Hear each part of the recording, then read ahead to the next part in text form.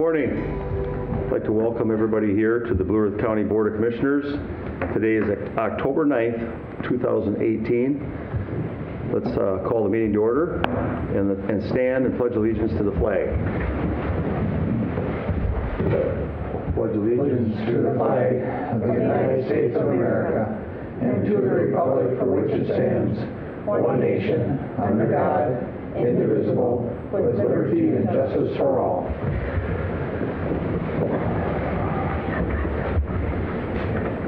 Bob, does anybody have anything about the agenda here? Any changes? Mr. Chair, there are no changes to the agenda this morning. I'll move the agenda. Second.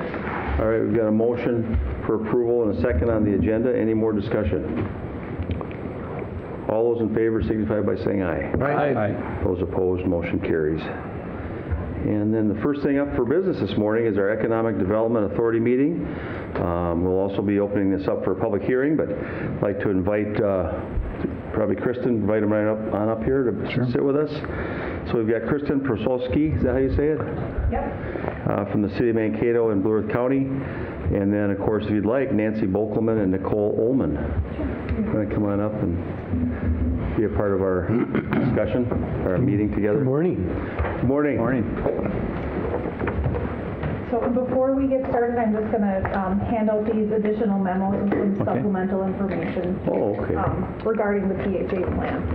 And Mr. Chair, just a point of order, maybe we call the meeting to order and I'll do the that. agenda review and those. In a second here. Sure. So now we're leaving the county board meeting and having the Economic Development Authority meeting. Our agenda before us has several items here. And it's got agenda review, minutes, 5-year annual plan, and an adjournment. I would move to approve. Second. We got a motion for approval and a second. I've just got one item. Either we can have a pointed discussion during the 5-year annual PH plan, which is actually the annual plan this time, on very poor and homeless around Mankato community, or we could add an agenda discussion item. What would be the pleasure of the board?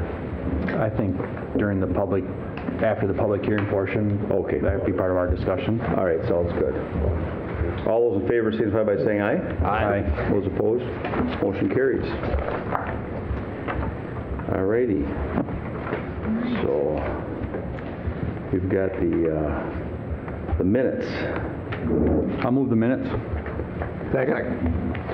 We got a motion for approval and a second. We met on January 2nd of this year to reset our things here. So,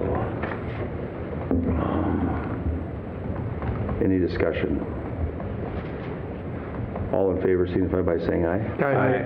Those opposed, motion carries. And then we've got our 5-year and annual, which is mostly our annual right now, public housing plan. And would we be opening this up for a hearing right away, or should we be talking about some of the issues? I guess maybe we would ask the city staff to give a little summary of the plan and then open it up. All right. All right. Go ahead, Kristen. Yeah. Chairperson Campbell and members of the EDA, today we are reviewing the 2018 PHA, or Public Housing Agency Plan.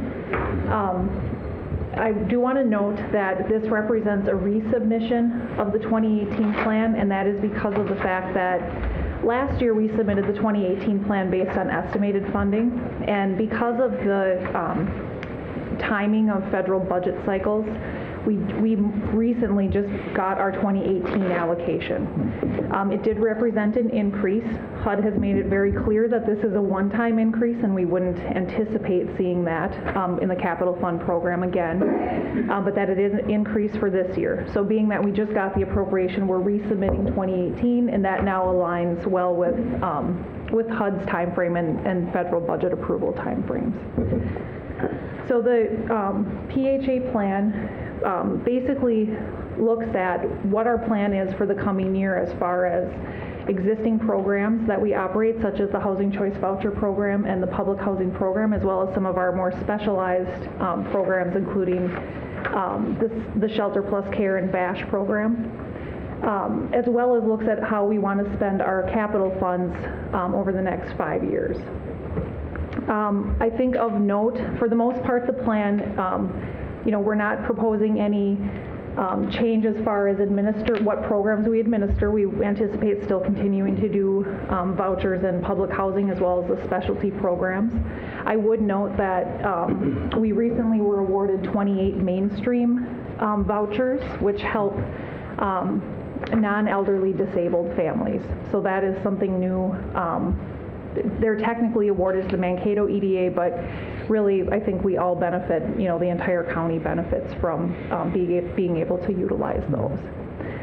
What I would note that is a big change from prior years is that staff have really, over the last year, taken a look at in what I consider to be a pretty major overhaul of our administrative plan, which looks at how we administer the voucher program and our admissions and continuous occupancy policy, or what we call the ACOP, which goes over our public housing program. And I'll call attention to some of the really substantive changes, but it's also a change in, particularly for the admin plan, a format change. Typically, we do like to streamline things. In this case, the document actually got much larger, but we see benefit from that because it will provide greater clarity both for staff and for program participants. So it puts into specific policy how we handle issues. It helps to ensure that everybody's on the same page as to what happens in certain situations, and that's applied consistently for everybody. So that's kind of why we're going to that system, and or why we're proposing to do that. The items I would call attention to as far as a change, what I would consider a substantive change, within the voucher program, we are looking at adding different preferences than what we've had. So we'll still have a local preference to try to ensure that we're serving people that currently live, work, or go to school in Blue Earth County. But we're looking at trying to add preferences for involuntary displacement. That might be due to a natural disaster that has occurred, where it would allow us to be a little bit more responsive for eligible families who are affected by that. Could be displacement due to government action, things of that nature. Looking to provide a preference for the coordinated entry system. So that would allow us to utilize up to 10% of our vouchers to assist families who are homeless. And so it would give us some flexibility. So for those families that are in our coordinated entry system, and that's basically, just as a refresher, the system that helps to oversee and coordinate homeless households within our region. For this purpose, our region is a 20-county area, so it's rather large. But we do work to serve families that are generally in our area, because typically people want to stay, if they have some type of a support system, family, friends, whatever that might be, they typically want to stay. It isn't so common that you'd hear of somebody moving from Rochester to Mankato, because typically they do have, support systems there in that area. But it would allow us to help those families who kind of on the spectrum of need with homelessness, that are maybe a little bit, I'll just say, lower on the level of need, where they are homeless. Maybe they're homeless due to the loss of a job recently, and just need that voucher to get stability for their family. There are other programs, whether it's within the county or other providers, that assist families that have a greater amount of need in their homeless situation. They may have circumstances that it's not just housing, maybe it's mental health issues, and they need more support services than what our housing provides. We can assist with the shelter part of it, but we have partners that do a lot more with the services. And even with ours, we coordinate with those partners where we're assisting with the housing, the partners assist with the social service side of things to really get that family to stability. Aren't some of the partners the Blue Earth County? Absolutely. I was wondering if they partners. Sorry. Our housing unit up here that we've got for people we've got that are funded through, I think, federal and state dollars. help go out and work with these folks. And the Blue Earth County Department of Human Services, you know, whether you consider that a partner or that we're all the same agency, a tremendous amount of assistance and coordination between those programs. Because they also do, in addition to the social services, they also have programs that can provide housing assistance. It's a different mechanism than ours. It has some different rules around it, but that we do try to coordinate and ensure that we're, you know, making the best use of the various resources that we have while not overlapping those. And correct me if I'm wrong, but our housing task force we've got up there on the third floor, it's not just for Blue Earth County, it's a multi-county. Right, it's a multi-county effort, but it is focused on chronically homeless populations, so it might be a little different than I some of see. the populations Kristen is true. speaking about. Okay, that's And true. they do actually, that housing unit does coordinate through the coordinated entry system, so they are drawing They're part of it. homeless from that coordinated entry system, just like we're proposing to work through the system. They take those with the higher scores, where we're proposing to use the lower Oh, I scores. see, a little bit lower risk.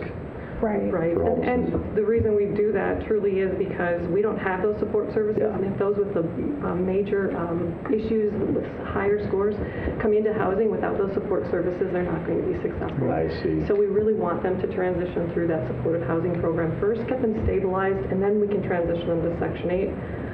So that's how we're partnering with them. Yeah. So once they're stable, they can transfer to ours. That opens up theirs to go to the next person on the list, so that we're continually moving that cycle. I see we only have 72 vouchers. Is that countywide, just for Blue Earth County on our EDA? That's correct. Just 72 vouchers. Would that be adequate, or has it been, or, you know, I'm just curious. There is a need for many more. There hasn't been new vouchers for a long, long time, for many years, like 15, 20 years. Yeah. So we're very limited with the resources we have. That's why we want to maximize every piece of that. And I know there are times where just now we had the mainstream vouchers that we were able to apply for. And because Mankato was a little bit larger housing authority, we qualified to apply for them. But definitely we still, our jurisdiction is Blue Earth County, so those will still benefit Blue Earth County. And actually, even with us applying for those funds, it was a regional effort with those funds as well. So even though we're working with them here in Blue Earth County, if someone wanted to live somewhere else in our 20 counties, we will work with them, and our program is portable, so it transfers. So we'll work with, most of them probably will want to stay here in Blue Earth County, but if they wanted to move, they They can take can them. do that, yes. You're Nancy, aren't you? I am Nancy. Okay, sorry, I just wanted to... You talking vouchers, so that's per night? No, these vouchers are permanent supportive housing, so it is long-term. So they'd be entering into a lease, and we're helping them long-term with their rental payments. So it's not just a per night. How much help is given? It's based on their income, so families pay 30% of their income towards their rent. Not 30% of their rent, but 30% of their income, and then we help to subsidize the other portion. We do have rent structure guidelines, and our rents are based on 40% of the area market rent, so we know not every unit in Blue Earth County can qualify for our program. But those that are affordable are there that we can subsidize for people looking for housing and under our program. And obviously, it is a permanent supportive housing program. We're there for as long as they need us, but we want to encourage them to work towards self-sufficiency, so it opens up the voucher again for someone else on our list. So we would hope that they use our assistance for maybe probably a 2 to 5 year period of time, so that we can transition to the next family on the list.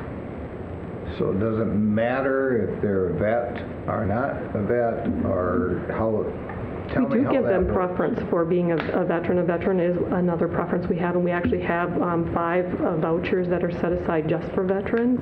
And the Veterans Administration actually refers homeless veterans to us to provide the subsidy. Are all the vouchers being used? All the vouchers are being used, and we could actually use more. So some of our regular vouchers are being served with veterans as well. HUD has had money in the past, or even just recently this summer, to apply for more veteran vouchers. The Veterans Administration doesn't have the capacity to provide the support services, so we haven't been able to get any new veteran vouchers just because we have to have their partnership with us.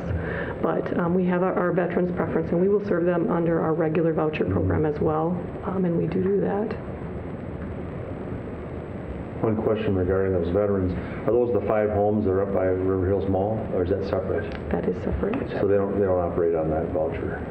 not on our program. They don't need our program because those are additional funds that MACV have Okay, for their MACV, programs. okay. Mhm. And with our vouchers, the participant can go select their unit within parameters. I mean, so long as the unit meets within the fair market Yeah. rents that are established, but they choose the unit,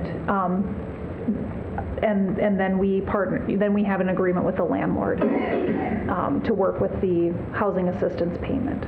So if I end up with one of the vouchers myself, and let's say I have my son living with me or something, and we get a place to live, and then all of a sudden I find out about a job in Milwaukee, I can take the voucher with me out of this community, and then it leaves, it's gone, correct? Or Not not? necessarily. Not necessarily? It's between the housing authorities. We get to determine that. You do, you Based on, negotiate. yep, so there are times where we're billing because maybe the other housing authority is full and they don't have the capacity to add to their program. So they Okay. could bill our voucher. So it still would be our voucher that would be somewhere else. Okay. Whenever possible, we like to have the housing authorities absorb the voucher and then it opens up our voucher again here There's- locally. Years ago, there was something going on where people were coming here from out of state, establishing residency within a short period of time, taking a voucher or some sort of a supportive housing contract with them, and then we were kind of like, I think, losing some funds out of helping because people were coming here because we're so nice, we give it to them, and then they would just take it away with them when they leave. And so to try to protect against that and ensure that we're, serving the people that live in this area, portability is allowed, but it's after a 12-month time frame from your Okay. initial. So if somebody has a voucher and has, lived here, worked here, or gone to school here for a 12-month time frame, at that point they could opt to port the voucher, and then, as Nancy explained, that housing authority may absorb it. We hope that they do because it frees it back up for our use. They may not do that immediately, but we do try to have a protection so that it isn't something where they come here for a month and then leave with the voucher. It would be a longer established time frame. HUD believes if we stabilize their housing, if they can live somewhere for a year, chances are they're probably going to stay longer than that. So even our program in general is meant to stabilize housing. So I see. that's why we like to see them start out with a year lease, because if we can get them stable, they'll stay stable. Where if we let them move every 2 months, they're not stable, we're not benefiting them in the Right. program. So Okay. we do look at that. That's interesting.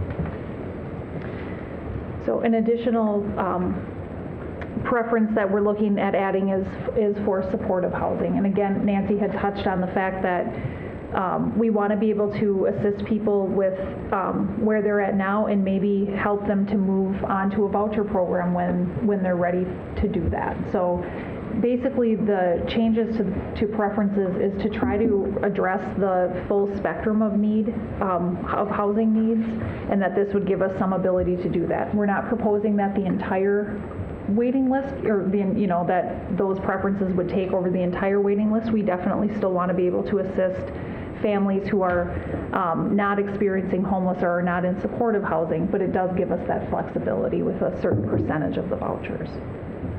So go ahead. And I'm not sure if this is the appropriate time, but, we have a large amount of homeless people.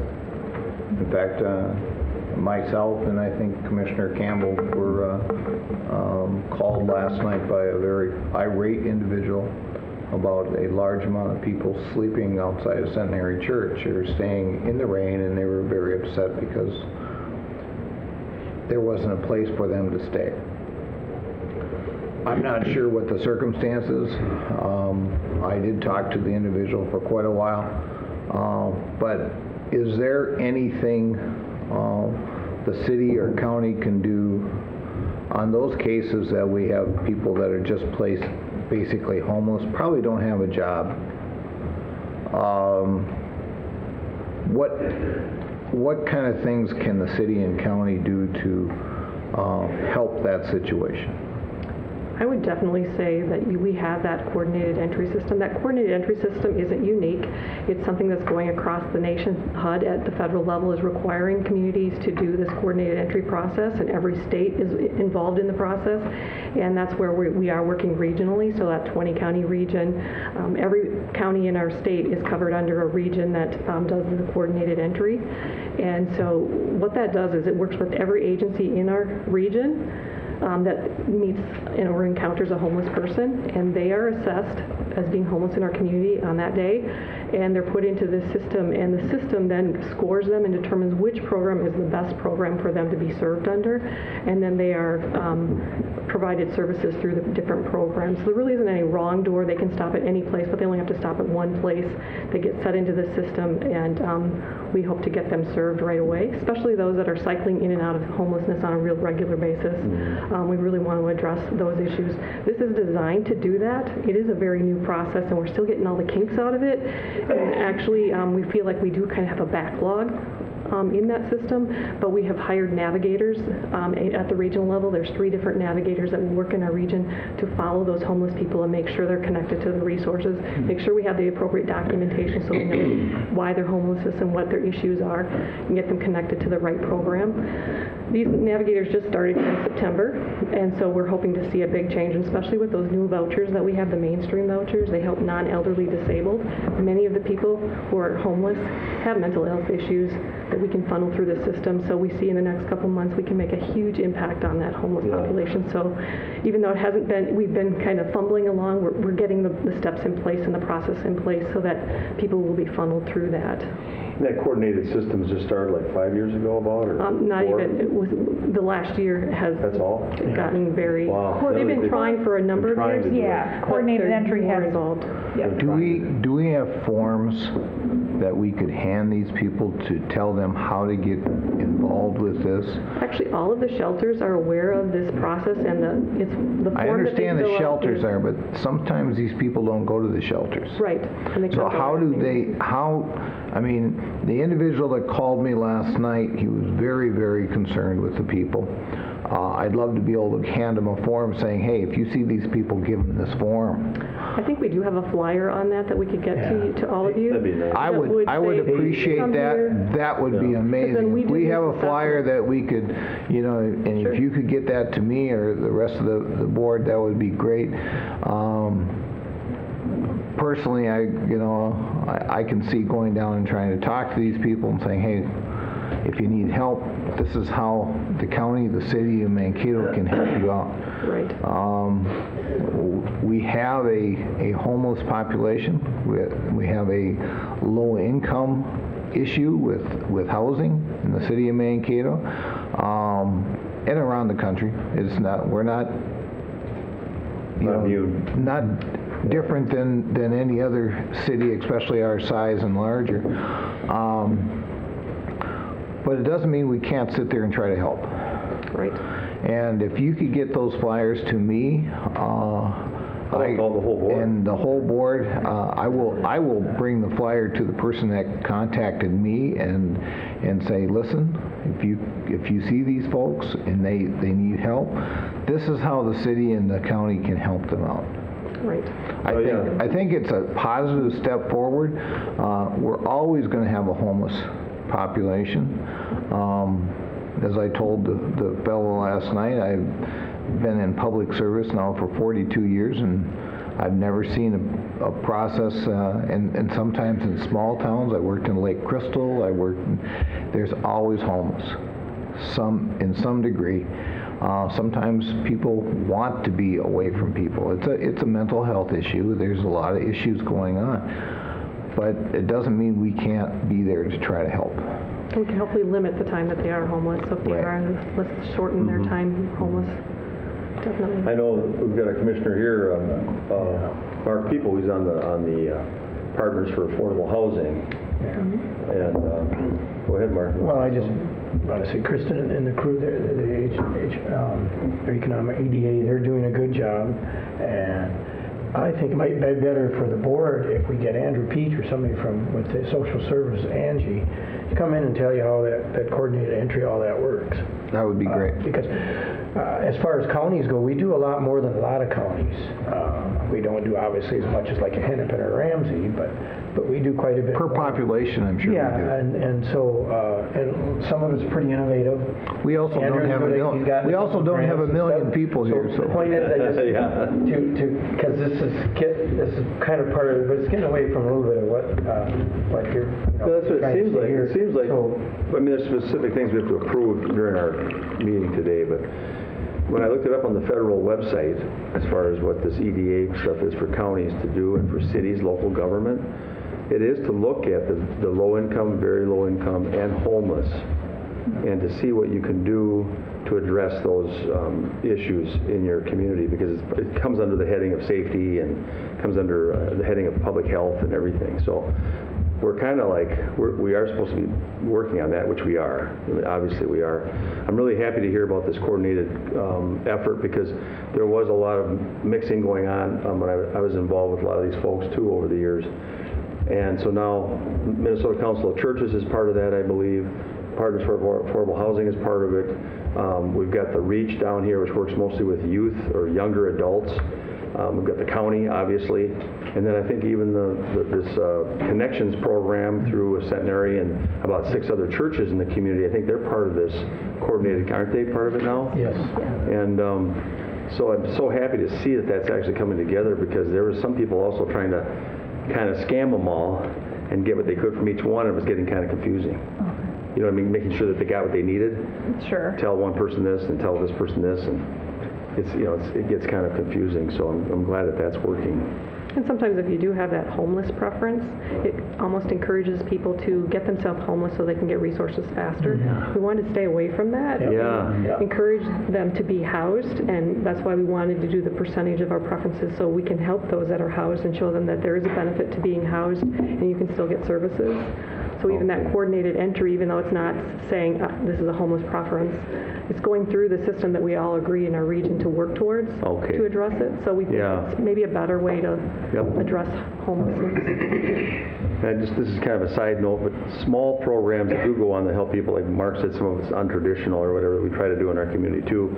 We've got a couple police officers that really focus in on this too. And I know Officer Wayne Terry is a big one downtown, and I did a ride along with him this year and got to meet some of the homeless folks that are out there sleeping under bridges in different places in Mankato.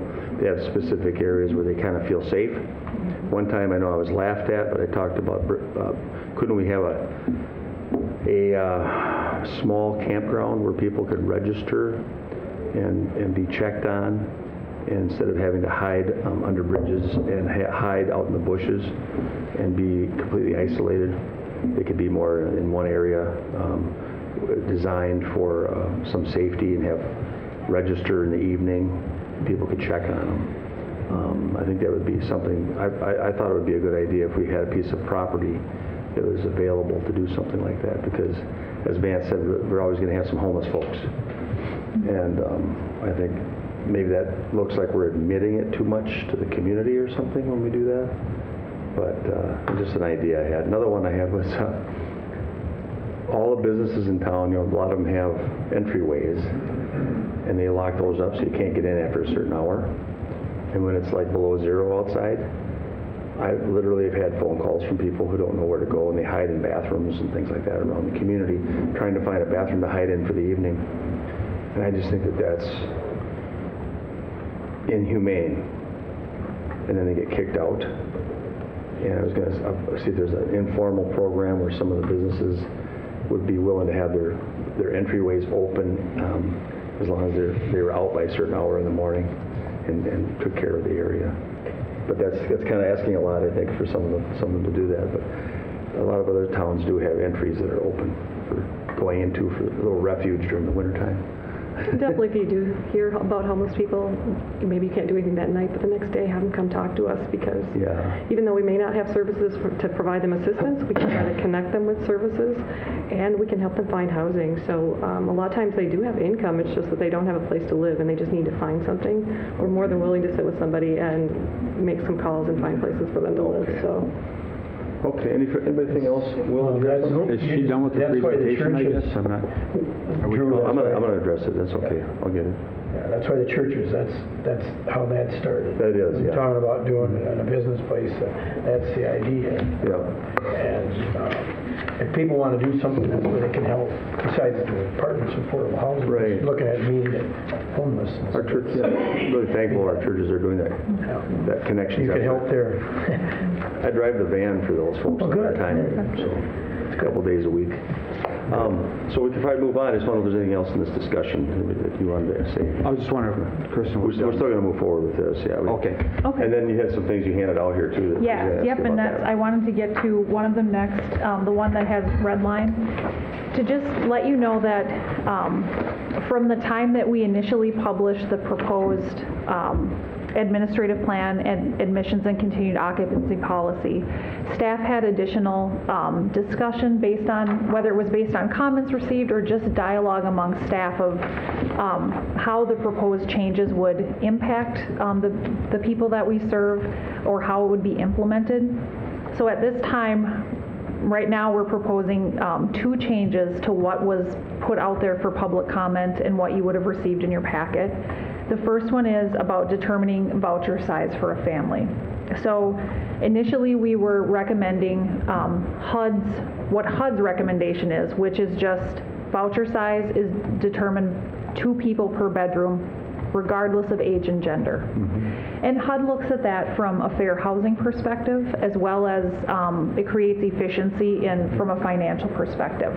However, as staff discussed that, and we're thinking about the various scenarios and how that would affect the families that we serve, in a case where there was a single parent and a child, they would only have a 1-bedroom voucher. And there are other impacts as well, but that was the most clear one where staff said, you know, even though that's HUD's recommendation, we would prefer to be able to allow the head of household and 1 other adult within their determined household are 1 bedroom. Anybody after that is 2 per bedroom. So it would create a situation where, I see. you know, children in the unit would not then be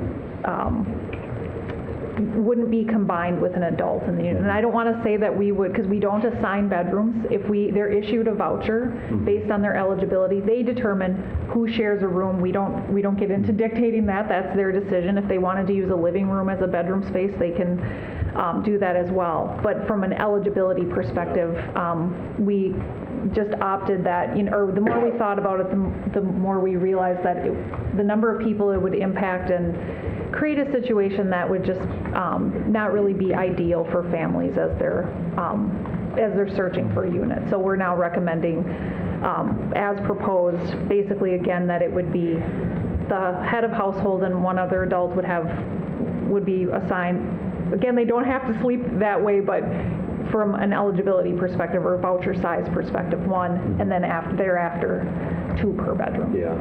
So. Sounds healthy to me. What do you guys think? Sounds pretty healthy. Okay. I do know of a couple families that I've known for several years, and the single mom with some children slept on the couch for years, and just so the kids could have their own space. Okay. And but now one of them, with the help of the city and staff, I think Ruth Johnson may have been on there still. That program you have where they can buy a home using their Voucher. Sure, yeah. So they have a home now and actually have their own bedroom. That's fantastic. So that's a real success That's story. great. Yeah.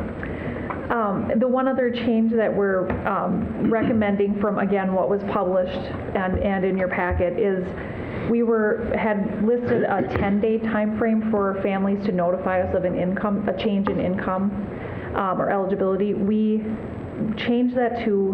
proposing to change that to a 30-day. And the reason being, it gives people a little bit more time, but also the documentation that we require to be able to make a change, sometimes that's not available within a 10-day time frame. So when we look at pay stubs, oftentimes when somebody starts a job, they don't have a pay stub within 10 days.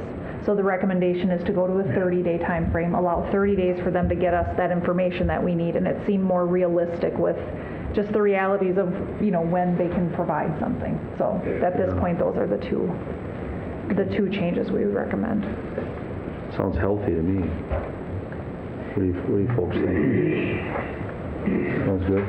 You need a motion on that, or you got- Oh, we have to I open think- this up first. Right, yep, it'll be, you can hold the public hearing, and then if you approve of those changes, when you adopt, if you could specifically mention with the changes noted.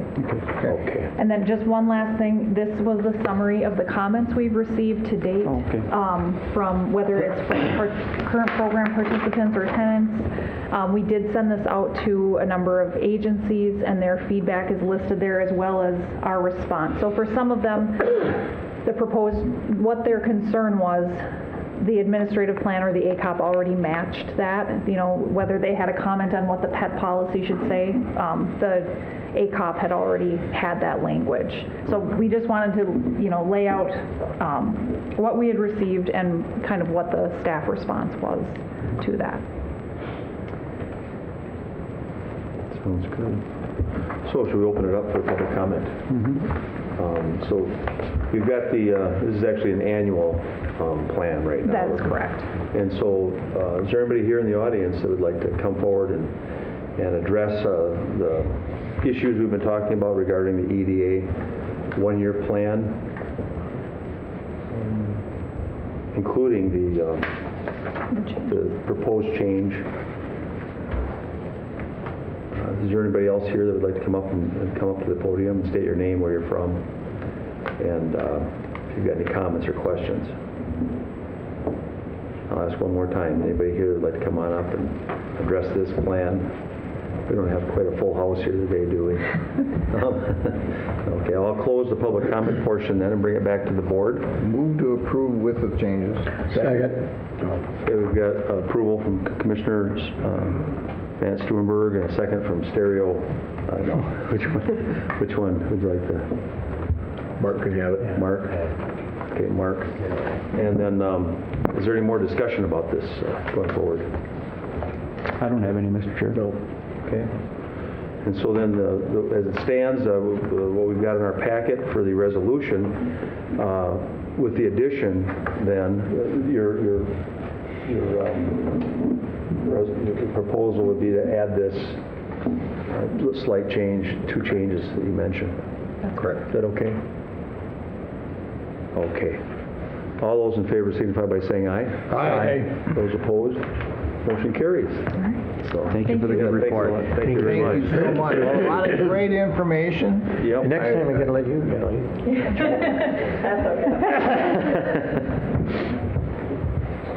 Okay. Excuse me a minute. Okay, so we've got, thank you very much for coming. Thank you. Our next business this morning, then, item number 4, is regarding our county library. We have Mr. Tim Hayes. He's our library director. Good morning, Tim. Currently. Morning, Tim. Currently. There's some limited time there, I understand? A little bit. Really? How much time you got left, Tim? Just a little over a month. Just a little over a month? Yeah. Oh, my goodness. Good for you. Thanks Yeah, all your good for service, you. Tim. Congratulations, too. Thank you. Yeah. And I know you've got several items of business here for us this morning. Which one would you like to start out with the board appointment? Yeah, let's do that if that's your pleasure. Our previous library board member, Jennifer Hines, resigned her post. Ironically, we hired her as a part-time library clerk, and we looked at that as a bit of a conflict of interest. So with her resignation, it gave us an opportunity to look at the Lake Crystal area to fill that need. We do like to have the Mapleton and Lake Crystal area represented on the library board. We were able to contact Mr. Joel Van Loon, who is a Lake Crystal and District 4 citizen, and he is happy to serve on it. Mr. Van Loon and his family are frequent users of the Lake Crystal Library, and I think would make a welcomed addition to our Blue Earth County Library Board. Move approval. Second. Okay, we've got an approval from Commissioner Will Purvis and a second from Kip Brunder. Commissioner, is there any discussion or comments? I think it's good that you try to get a wide array of representation from throughout the county, and also, obviously, the most usage, numbers-wise, come from Mankato. But, Right. But it's good to have some folks. You have try to get a balance on the board or whatever. Correct. We have somebody from the Mapleton area, now we'll have somebody from Lake Crystal. And, you know, Will was filling in that position, Yeah. you know, while he was on the board. But because they are, you know, very viable branches within our county, I think it's important to have that representation. And we've got folks from Mankato, too. Yes. On the board. All right, all those in favor signify by saying aye. Aye. Those opposed, motion carries. Thank you. Okay, you got your TDS contracts. Right, just a little background. Last year, the Travis Day Sioux Library Board had decided to break up the annual contract into different segments depending on the services. For example, the automation contract is actually with III, which is our automation provider through TDS. That's was an 8-year contract. They felt that to bring that back annually was ridiculous because it was, you know, it wasn't going to change for 8 years. So they broke it up into the different services that they do provide.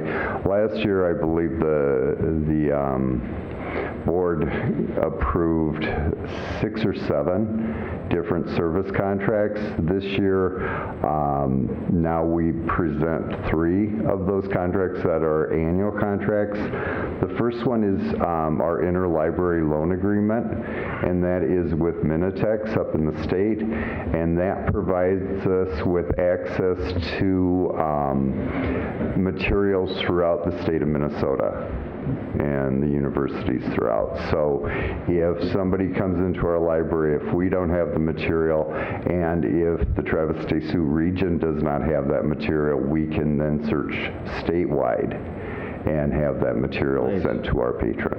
So it gives us a huge base for information that we can provide to our patron. The second agreement is our delivery agreement, and that is our courier service. And this is what provides moving the books from library to library so that when somebody does put a book on hold from New Ulm because we may not have it, or if we have it and it needs to be sent to Springfield or wherever, this is the actual getting the book from point A to point B and then back again.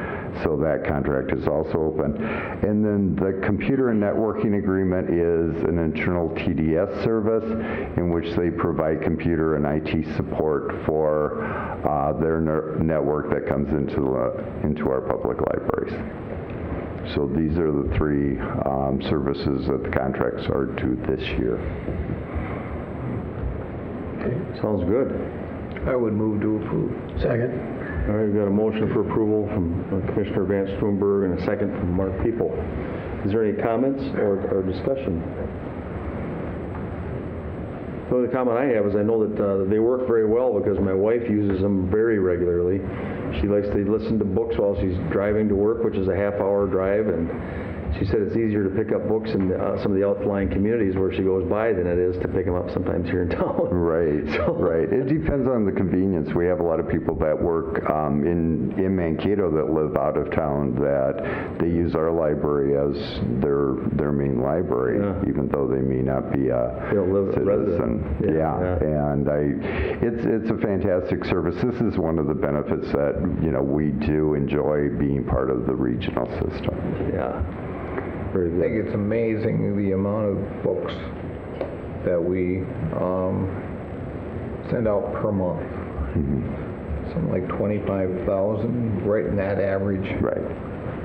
Per month that get checked out. Now this is both the Overdrive, which is the online, and the books, and that's just our downtown library. Right.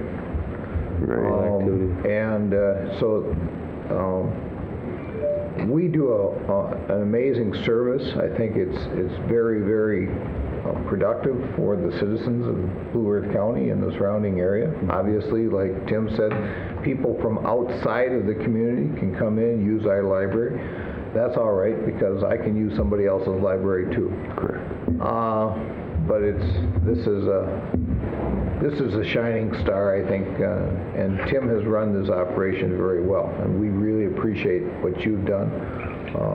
You're going to be well missed after this year. Thank you.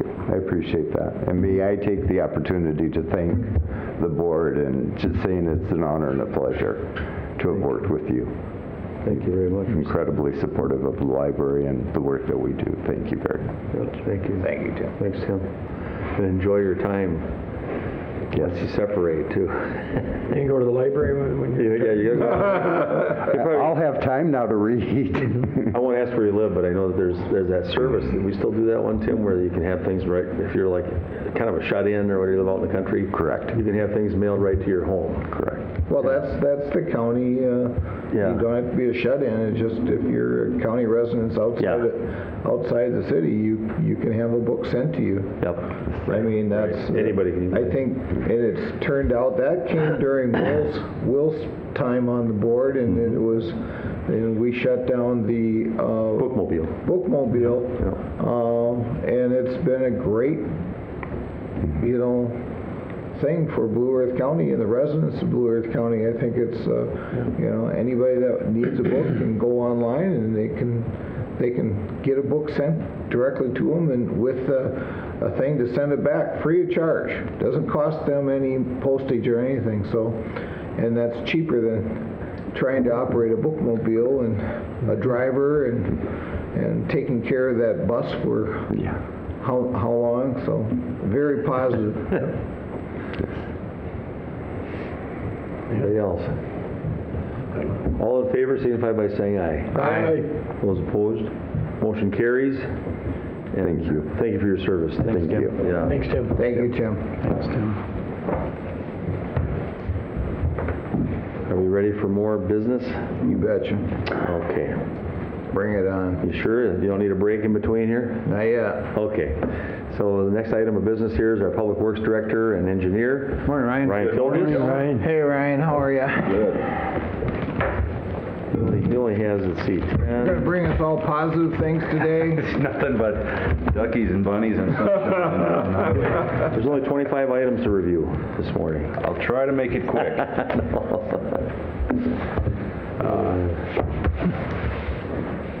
Although I do have a stack, so I can't make any promises. I know. That's why I was asking, should we have a break beforehand? All right, well, we'll get it moving. First order of business for consideration today is bids for state aid project 007598-033 and 034, which is replacement of bridges number 90581 and 90582 on County Road 144. These projects were designed in 2015 into 2016. We sent in the funding application. They've been on the funding list since early 2016. And we finally were approved bridge bond funds and put these out to bid. So we did not update the engineer's estimate. We hadn't really bid box culverts now in almost 3 years. And that's certainly shown on the bids that we received of our engineer's estimate, and where we're seeing most of the bids coming in a range from 28.5 to 45% over the engineer's estimate. We are confident that these bids are good because we received 7 different bids. So you have the summary, and here's a copy of the bid abstract with the contract unit prices. And as it's detailed in the next action item, the grant agreement, the majority of this project is paid for through local bridge replacement program funds. So I would recommend that we move forward with the bids that we've seen. I certainly don't anticipate that if we were to rebid, we'd get lower prices. Again, seeing 7 bidders come out, there's appetite for this type of work. Whether we'd get weather to pursue it this year yet is unlikely, but at least it's ready to go for next spring. So I would recommend approval of the bids to Bornicke Construction Company. So moved. Second. All right, we've got a motion for approval and a second on contract 1881441, correct? should I use that, or should I use the State aid project numbers would be. project number? Please, yep. Okay, so that's the SAP? Yeah, correct. 007-598-033, and 007-598-034. Yes. Okay, yeah, because there's two bridges there, right? Correct. And they're a couple miles from each other, but they're being bundled as one contract to make it appealing. Any more discussion about that? If you look at our estimated prices, just one note, you'll really see that on the actual box culvert items are where we had the cost increase considerable. The rest of the items are right in line with what our estimates were. Is that because the cement has gone up? Cement and steel has been the big player, and it's just time. Again, your 2016, 17, and 18 season has effectively gone, so you're effectively 3 construction seasons beyond when we had anticipated bidding these because of delays to funding. Do you get them from various contractors? I mean, you put them out for bids, or, because I get stuff, I mean, I'm a commissioner, but I get stuff in my box all the time from people who have different technologies for box culverts and things like that, and I don't know, do you get that stuff too? I get mailings for like old railroad tanker cars and things like that, but as far as technology for box culverts, there's a standard detail that's required by the state, that's their design that's approved, so that goes in and then some of them are made out of some new composite or plastic or something. those are, culverts, but the box culverts we put in that have the 75-year life are concrete with reinforcing steel, and they're pretty stout. Okay. And the difference with them is that those box culverts are made to withstand the Heavy pressure. loadings And if you start making them with plastic, they may be able to withstand it, but you got to make sure the contractor knows how to place them in and how to put the sand around them. It's absolutely really interesting how the difference between putting in something that's plastic and something. I mean, they both will work, but a box culvert's made to, it's got 95% of the power right there in the box culvert, whereas the plastic is how it's placed in. Right. Yes, very important that you trench it and you bed it correctly with the sand backfill and things like that, especially when you're laying. So 6 of one, half dozen the other. How you do that? Yep, and we prefer the good old-fashioned sturdy box culverts for bridges like this. You mean the concrete? Concrete box culverts, yeah. You wouldn't have to worry about. Plastic pipe is used for typically your smaller diameter pipes, but I don't even know that there's a plastic alternative available in this 12 by 12 foot wide variation. So It's interesting how you start learning this stuff about if you like the design stuff, I could have some. Vance, if we think that you're even halfway on engineering. Not even halfway. Don't worry about it. We don't. I would say less than 1%. Nope. Knowledge is power. I appreciate it. We better move along here. Yep. I think we need a vote on this one. All right, let's call the question here. All those in favor, or is there any other discussion? All those in favor, signify by saying aye. Aye. Those opposed, motion carries for those 2 bids. Number 2. Thank you. Next action item number 2 on your agenda is consideration of the local bridge replacement program grant agreement and the included resolution for subject projects, state aid projects 598-33 and 34. This is for the box culverts we just discussed, so this is the grant funding agreement that has to be sent in duplicate to MnDOT with the resolution that's also included in the grant agreement. So this is the total package. Just a brief blow through for 598-33. Local bridge program pays for $173,000. We pay for $23,000. On the other bridge, 34, the bridge program pays for $96,000. We pay for $27,000. Yeah. So we're really able to harness those state bridge dollars, put them to work right here in Blue Earth County. So I would recommend approval. Second. All right, we got a motion for approval and a second. And those are rough estimates. Those are based on the bids that we received. Yeah, it's because it says one's 22,685 and. Yeah, I'm sorry, I was ballparking. Yeah, I know, that's what I meant. So, any other questions or comments? All in favor, signify by saying aye. Aye. Those opposed, motion carries. All right. Next item. Thank you. Next item for consideration is amendment number 1 for grant agreement number 30000911027/10701. This is the grant agreement, the DNR Dam Safety Grant Agreement for the Rapidan Dam Stabilization Project.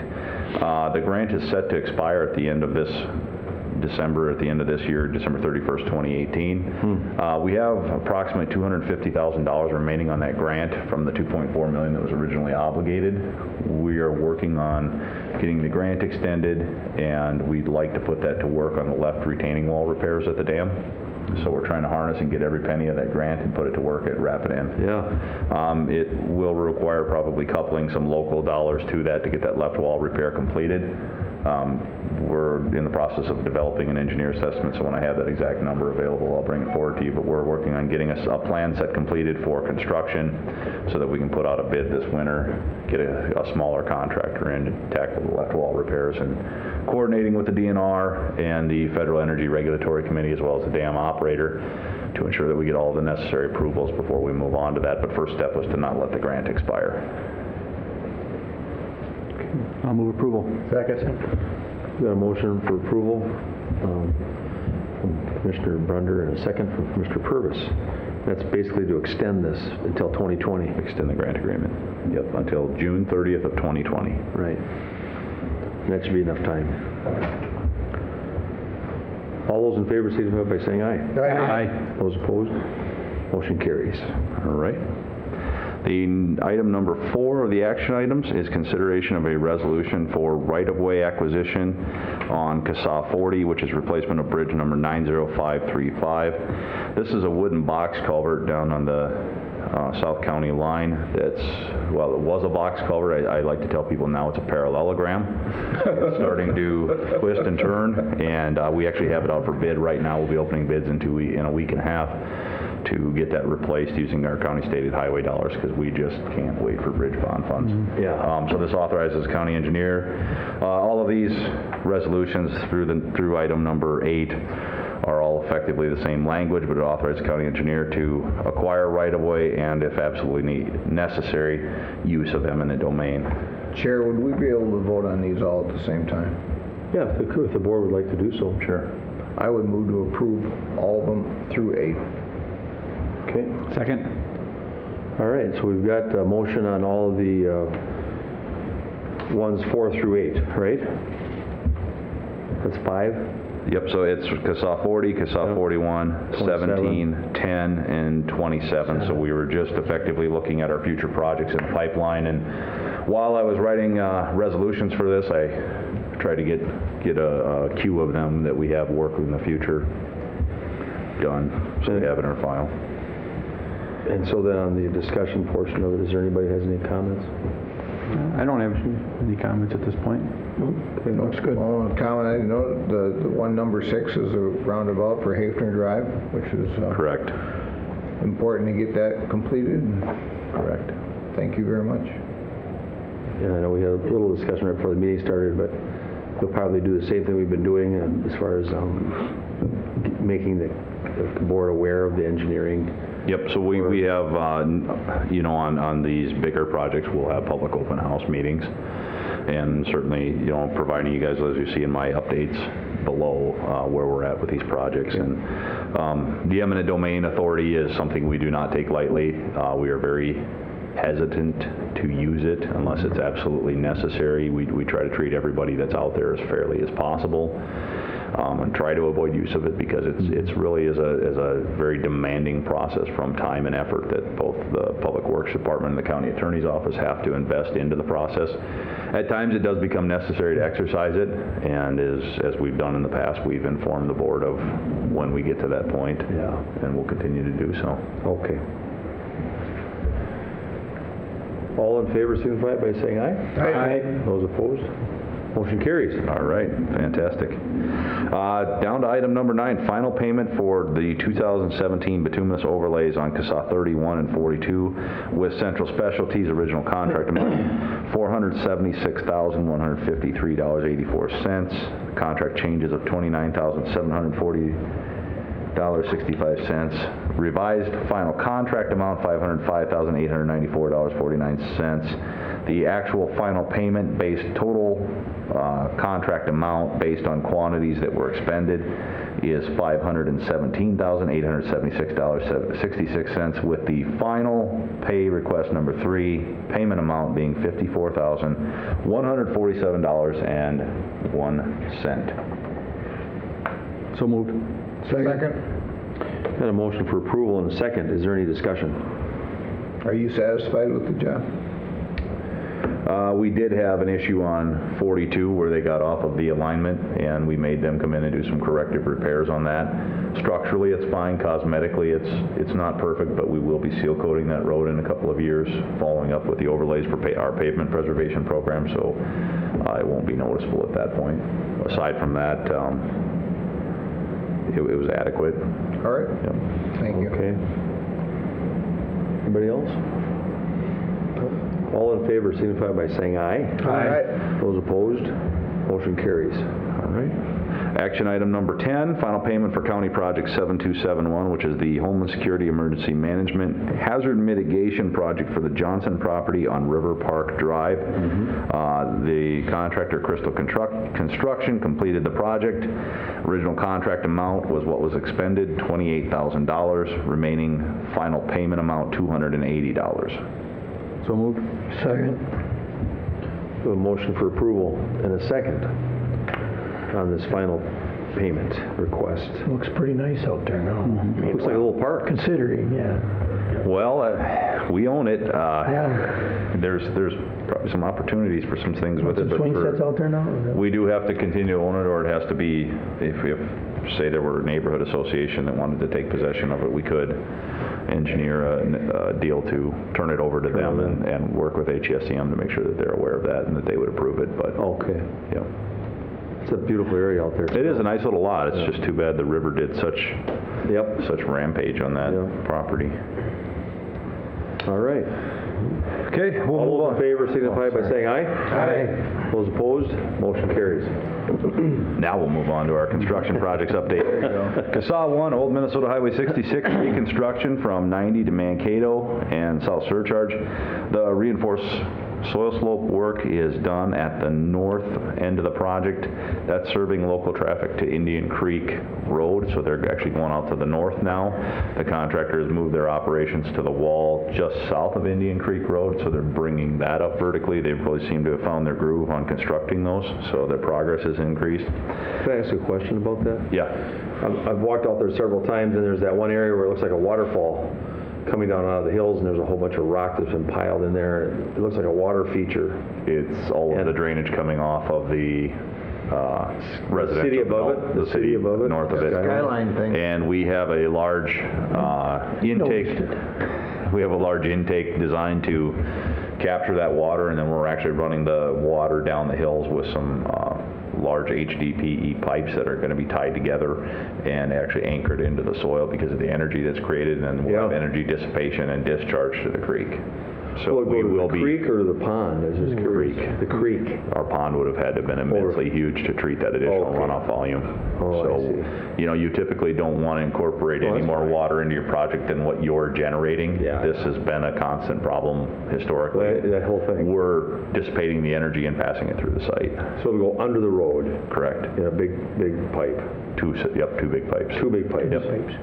And then once it gets on the other side of the road, will it go, is the trail going to be down there? So it has to go under the trail or? Go under the trail as well and go It will. underground until the creek. That'd be a drop structure for energy dissipation so that we can reduce the velocity and the kinetic energy of the water as it discharges. That's amazing. Yeah, okay. Just was curious how you're going to handle that. I didn't know if you were going to make a water feature out of it down there. Yeah, maybe a water slide. So they're working on that south reinforced soil slope, and they're still, in fact, that was my next comment, they're still planning to install the drainage pipe Okay. to intercept that drainage this fall, hopefully. Obviously the consistently wet conditions, saturated conditions have not helped things out. We were fortunate to get the trail open about a month ago, and it served well. Sunday for the River Ramble event. I rode in that event with about a couple of other thousand people, and it was a nice event. They were able to utilize that section of gravel trail, and I think it worked out just fine. I didn't really hear of any complaints about it. I think people in general are happy that we were able to reopen it in the time frame that we did. Good job. The CASA 12 Stage 5 project opened very late yesterday evening. It was what we call a soft opening, and that we didn't publicize it because the road is not completed yet. Given the fact that we've had just this constant rainfall that doesn't seem to stop.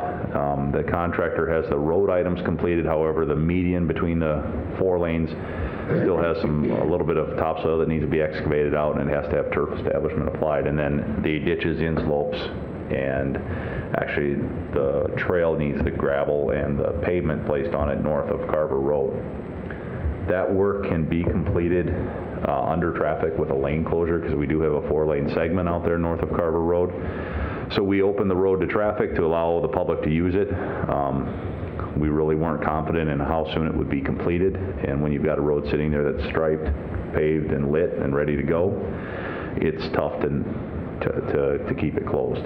And the public is very desiring to use it, so we wanted to get it open for their use, and then the contractor will continue their operations. We do need a dry spell. I mean, if it continues in this fashion, I'm not confident where it will be before it freezes up. Who knows? It's very frustrating to us. We don't enjoy opening a project like that when it's not finished and doesn't look 100%, but in the same breath, we want to serve the public as quickly as possible with that new feature. You know, I think it's positive to open it up. It's a 4-lane. People aren't used to the road. There's not going to be a lot of traffic on that road.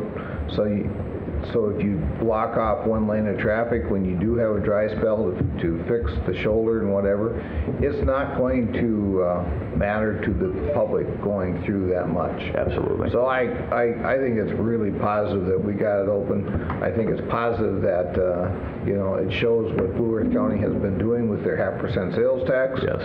And I imagine we will have a sign up on that road advising people that this is their taxes at work. Yep. In fact, that'd be the same sign that we put up on County Road 109, so we'll be getting those installed too probably after the grading operation's been completed, so they don't have to work around that sign. But absolutely. Great. Well, thank you for that. CSAH 90 and 22 roundabout, the pavement is essentially completed. They're targeting October 20th to open it. I think they're in the same boat we are. Everything outside of the pavement is really wet, and it's tough to finish things up. So that, again, is a MnDOT-led project, but I have been seeing aerial photos. Not a lot of change, I don't think, since the last that I had emailed you a week or two ago. Roundabout and pavement is completed, shoulders are in, but I think they're just, again, waiting on trying to wrap up that grading outside of the inslopes.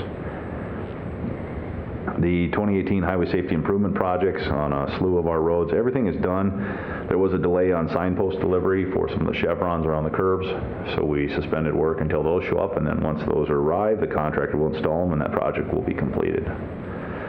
So good use of those federal safety dollars. Our county stated Highway 40 and County Road 111 bridges. 40 was the parallelogram I was describing earlier, and 111 is a box that has been on the shelves with the 2 out on 144. They've been on the shelf since 2015 into 2016. We've decided to move forward with those with some of our money that we had programmed for bridge contingency funds. So the 40 project will utilize state aid dollars, and 111 will utilize local levy dollars to replace them, and we are letting those on October 17th. Rapid End left wall repairs, I think we've already talked about that, so I'll move on unless there's any more questions on it. CSAH 44 and Madison Lake, the southerly intersection of Minnesota Highway 60, just as you're entering town. The Minnesota Department of Transportation has a plan for 2020 reconstruction of Highway 60. And as part of that project, we've been coordinating with the City of Madison Lake and MnDOT on reconfiguring that intersection to move it slightly to the north to bring it into more of a perpendicular intersection, add lighting, add turn lanes so that it'd be a safety enhancement.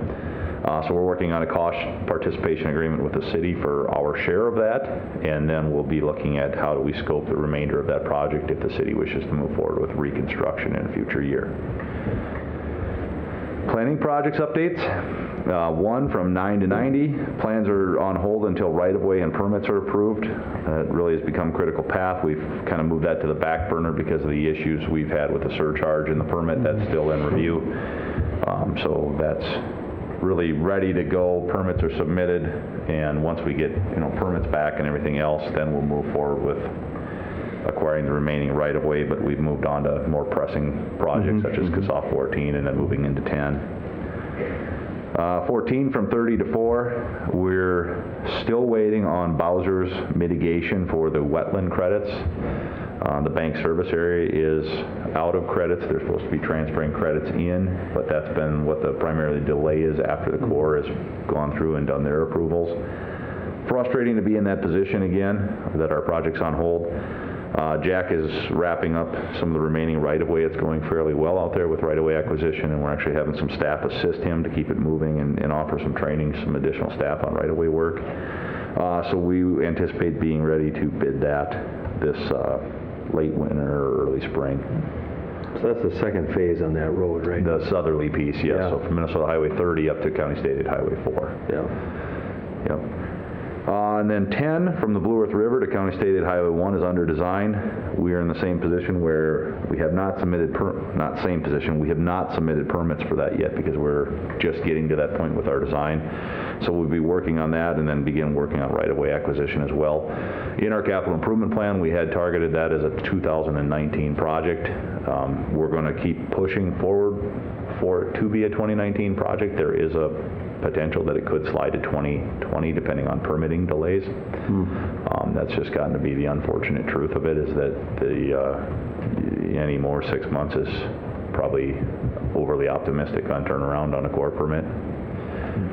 And one of the other struggles we have is with design, that we just, with the staff and the projects we have on our plate right now, the construction support workload with our designer bringing in survey files and things of that nature and helping our construction folks out demands a significant amount of his time. So then working on these other projects gets pushed back because of the more pressing needs. So we find ourselves in this position. That's why we're solicited for contracts on our County Road 27 design, so that we could try to get a year ahead of things. So that's the one that's just outside of a mile or so from Vernon Center? Correct. About a mile east of Vernon Center. We're holding off on the segment from Vernon Center through the bridge because the bridge is not eligible for replacement yet, and we'd like to, as we replace the bridge, we'd like to do that entire segment with the bridge. I noticed it's quite a varied road because it has the eastern part of it, and then it goes north for a while, then it goes east Back again. east, and yep. So this would go all the way to County Road 1, which is on the very eastern limits of it. And it will include taking some of those curves from 40 or 45 mile an hour design to up to 55 mile an hour design up to the just east of the bridge. Okay. 17 in Hafner Drive Roundabout. Project design is underway. It's progressing well. We have a business meetings tentatively scheduled for October 15th, where county engineering and city engineering staff, as well as the consultant engineers from Bolton Mink, will be meeting with the affected businesses. We've broken them down into 4 separate groups, depending on their geographic locale and their impacts. So we've planning on getting time set up for those meetings. We have blocked that day out and send invitations. And then we also will have an open house meeting that is scheduled for October 25th from 5 to 7 p.m. So that's moving along. We want to get some business feedback so we can incorporate any of the access issues or things like that into our design, make any necessary changes prior to the open house meeting. Would we be able to join in on that business meeting on the 15th? I guess I don't know why not. If you'd like to, it's going to be probably primarily technical discussions about access and things of that nature and the design.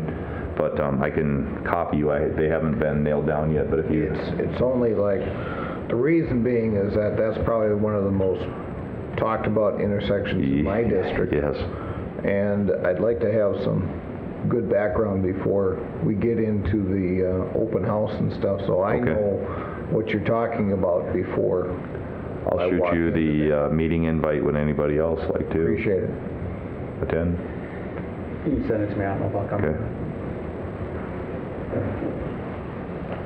Yeah, and like I said, the times haven't been hammered out yet. They've been sent to the businesses with potential slots and asking for them to provide us feedback. Okay. Any other questions on that project? I know it's we will be planning on removing the what would have been the J-turn just directly east of the intersection. that was put in at the time for the option of taking the three-quarter, but we're going to remove that. There's no point leaving it in at this point with the roundabout project, so that'll come out. That'll also give us some benefit that we can massage the curvature coming into the roundabout to help slow people down as they enter in from the on the westbound lanes coming from the east. So You won't take that out until you need to, though, correct? that'll be part of the roundabout project. Okay. All right, we talked about the County Road 144 bridge replacements. Those will likely be constructed in 2019, but this way we get the contractors and materials procured to get out of the gate early next spring. And then 27, from 14 to 2, we've sent out requests for proposals to 3 different consultant engineering firms for design of that, similar to what we've done on CASA 14. Again, with the intention of trying to get out a year ahead of things so that we can get our permits submitted and offer our design staff time to work on some of these box culvert and small bridge projects that we also have in the queue that need to be designed. So these big 5.5, 6 mile grading contracts are very cumbersome, and trying to just get out ahead of it. And then just a couple of miscellaneous item updates, and then I will be done. The ADA transitions plan, the Americans with Disabilities Act, that contract that was administered through the MAPO. Surveys have been completed. Draft plans are coming for agency review. And then last item that I have that was not on your agenda, and I apologize for that, but I would just like to throw out that typically we do a fall road tour. And Can't forget that. I'd like to find a date that would work for everybody, so if we could just look at calendars sometime down the road and maybe have staff shoot me some potential candidates, we could get it set up for you. Other than that, I would open it up for any questions you have of me. Fall is here. Just on that ADA transition plan, you got anything further you want to say about that? I mean, I know it's going on in a lot of places. Well, it's a mandatory item that we have to have in place, or at least underway, in order to continue to receive federal funds as of 2019 going into 2020. So that's why we hired the consultant that the MAPO hired to pick up the rest of Blue Earth County and just incorporate it into one plan instead of having two.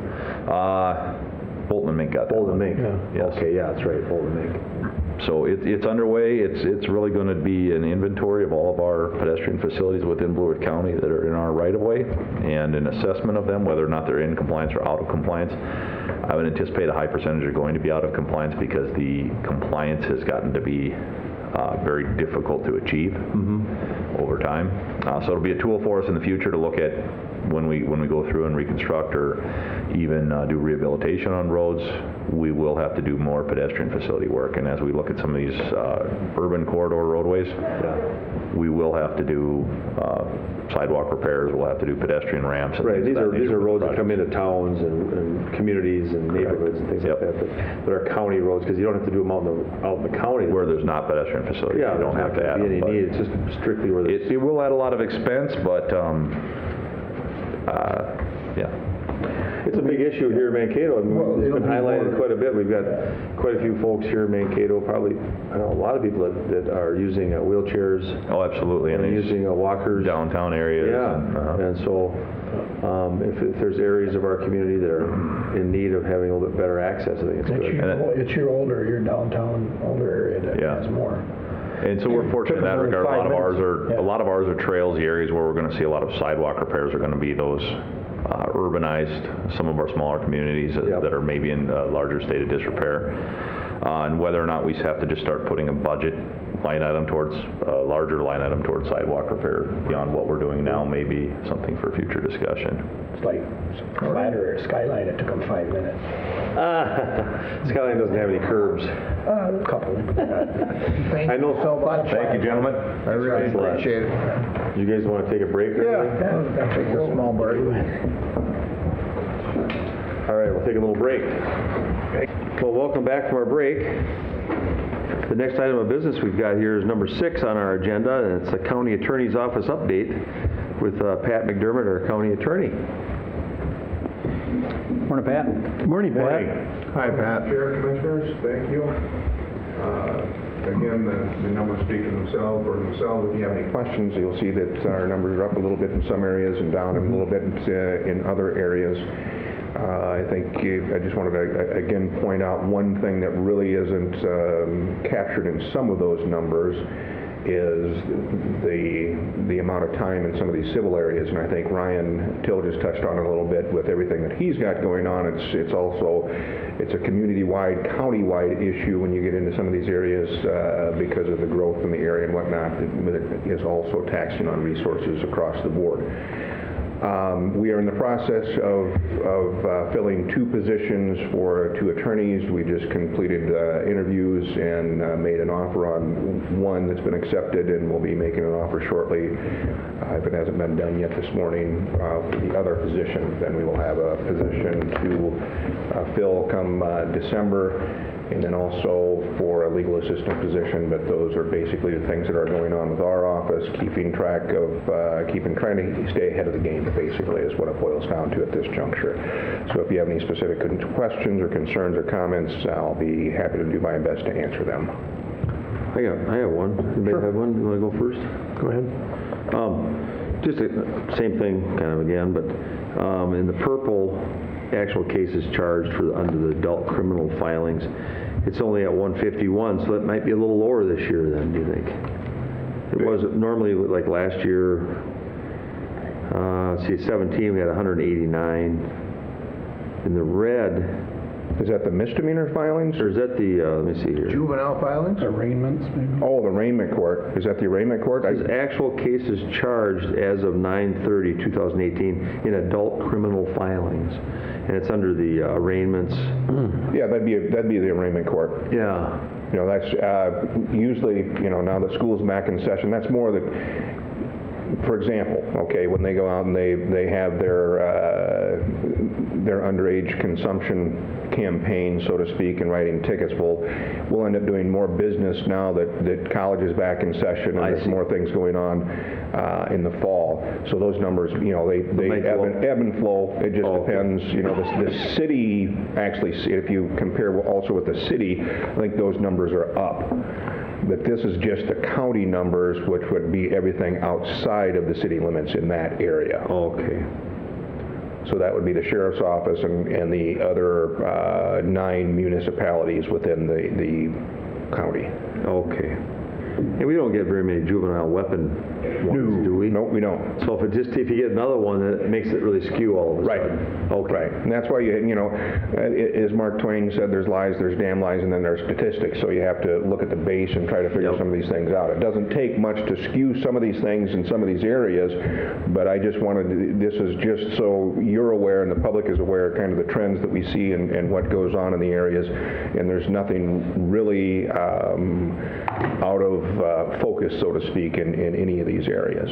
Okay. You know, because if you look at the child protection filings, you know, they kind of ebb and flow in the respect that, well, some of the child protection filings, instead of CHIPS petition, they turn into termination cases the following year or even that same year. So there kind of seems to be, if you look from one year to the next, a little bit up in one area, a little bit down in another area, but the overall number is consistent. Yeah.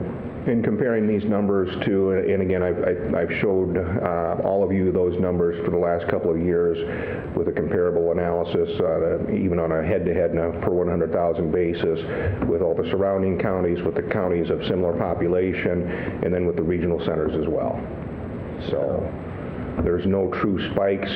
One thing I did want to touch on, and it just entered my mind right now, is, you know, don't get me wrong, there's a problem with opioids and whatnot, but again, I just want to reiterate that what we see here in greater Minnesota is still the meth problem. And even going through drug court yesterday, I looked at all the individuals that we discussed and whatnot.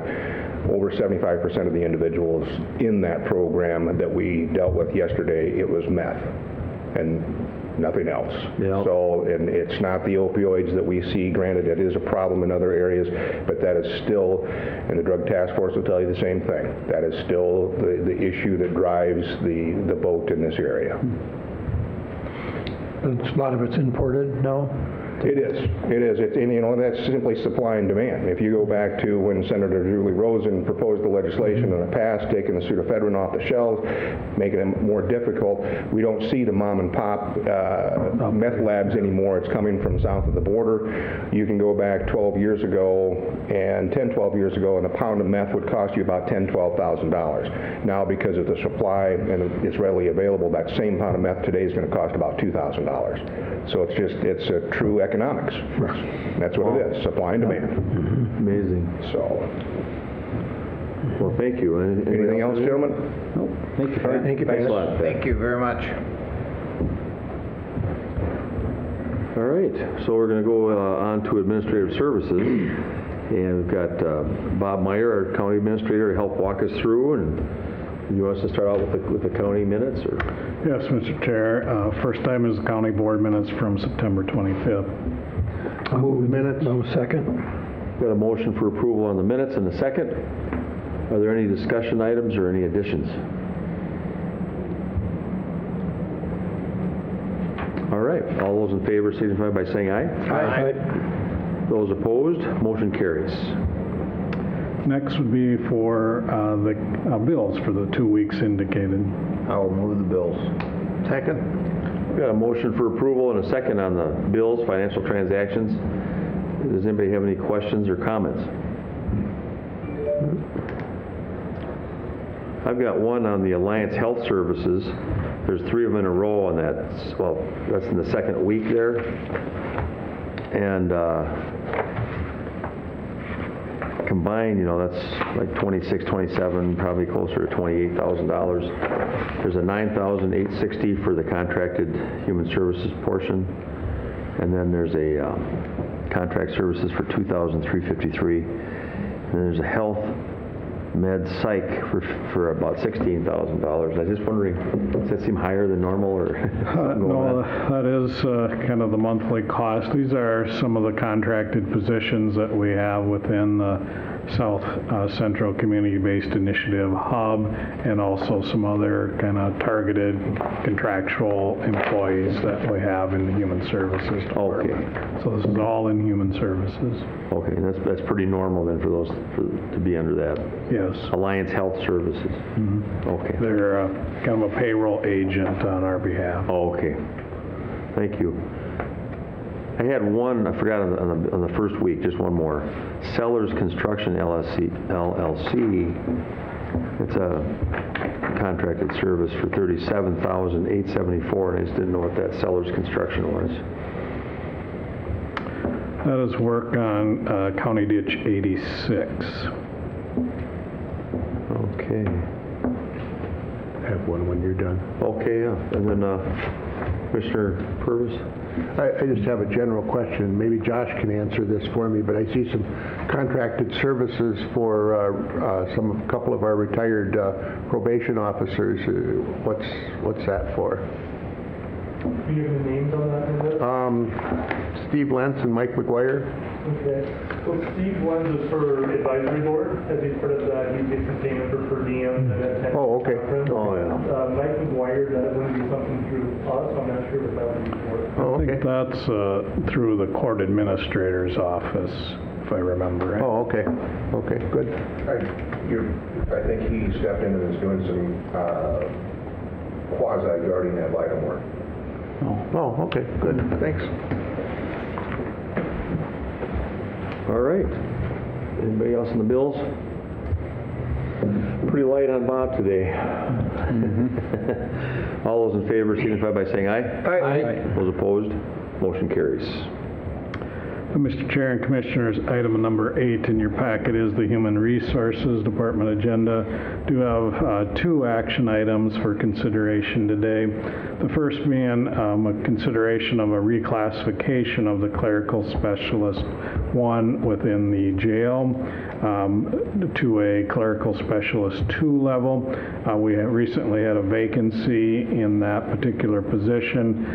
Staff within the Sheriff's Department have kind of reworked the job description, adding some additional responsibilities in terms of having this position now kind of support some of the budget work that's being done there, also assisting with the collection of urine tests and also doing some auditing of records. And so we did submit the revised job description to Gallagher for their review, and they did come back with a suggestion that it be reclassified to a B22 level from a B21. And so asking board support on that item. I'll move approval. Second. All right. Any questions or comments on that? All right. All in favor, signify by saying aye. Aye. Those opposed, motion carries. The second item is authorization for the county board chairperson and the county administrator to sign an agreement with the Law Enforcement Labor Services. This is our sheriff's deputy or patrol division. This is an agreement that was reached with this bargaining group for a 3-year period, 2019 through 2021. The general wage adjustment included in this agreement is the same as many of our other bargaining groups for 2019 and 2020 at a 2% increase. This is the first agreement that we have countywide that impacts 2021. So it's the first group that is settled for that year. That particular general wage adjustment is at 2.5%. Other changes within the agreement really bring this bargaining agreement in line with other bargaining agreements that have been approved in the past in areas like vacation time, insurance, some of the changeovers in terms of the high deductible plan and the employer contribution to a health savings account were included. There is some additional language issue on funeral leave, adding some step relatives to that. There is an adjustment to the shift differential that again mirrors primarily what we have with the custody officers for the first 2 years of this agreement, and then a slight increase in 2021 from that amount. And then a little bit of language change regarding individuals that are on workers' compensation.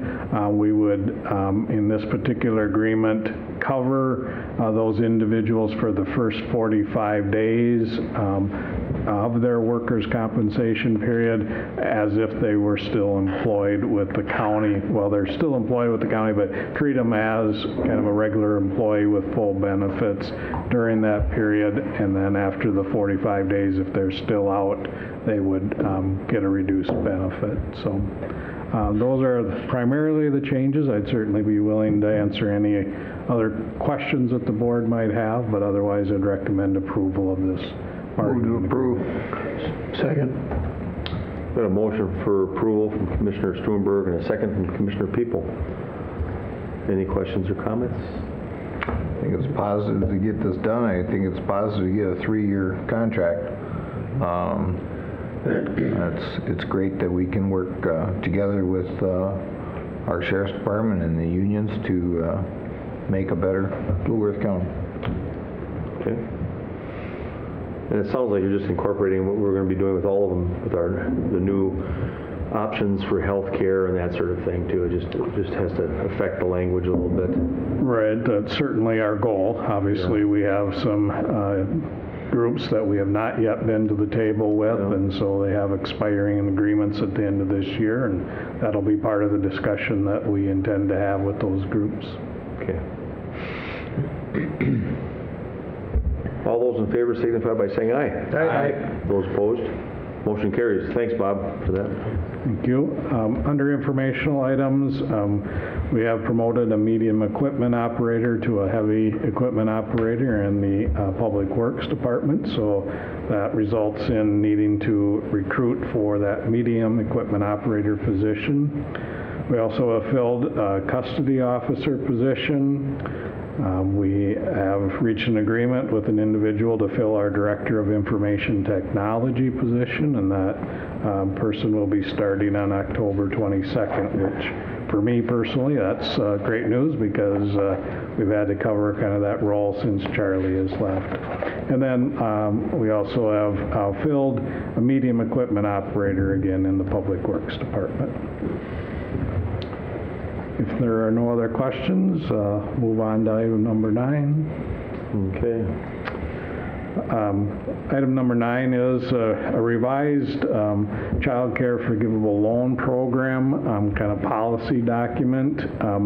This is really coming forward at the request of one of our partner cities, in that we have become aware of a family child care provider that lives in a township that would like to take advantage of this program, but the township is not currently interested in participating in the program.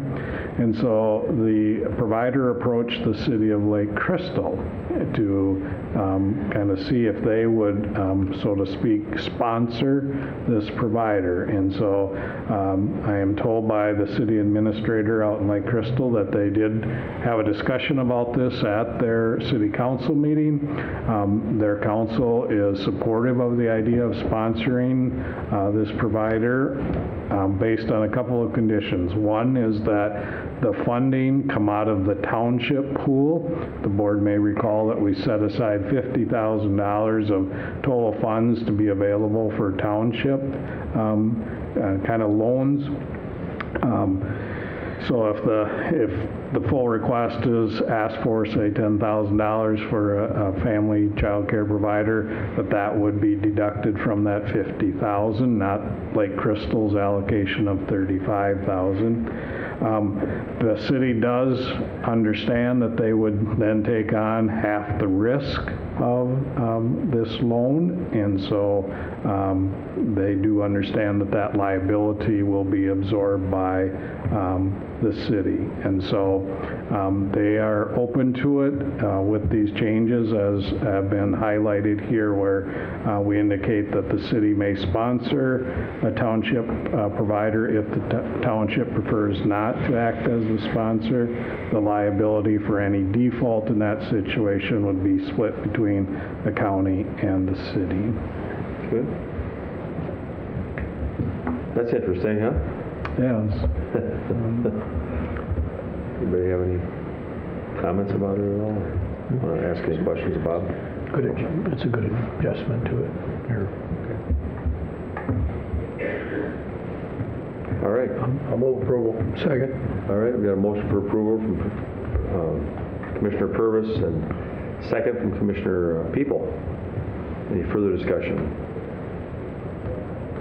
I can imagine this thing will get tweaked and tweaked as it goes along anyway, don't you think, Bob? Well, it certainly is a new program, and we didn't know how it was going to be received, and so it's not a big surprise that there would need to be some adjustments. Hopefully, this will take care of it, and we'll continue to see applications coming in, but, this was a specific one where there's obviously a need, and in this case, the city of Lake Crystal recognizes that this provider would be serving families that would be serving individuals that either use the school district out there or have some other connection to the city of Lake Crystal.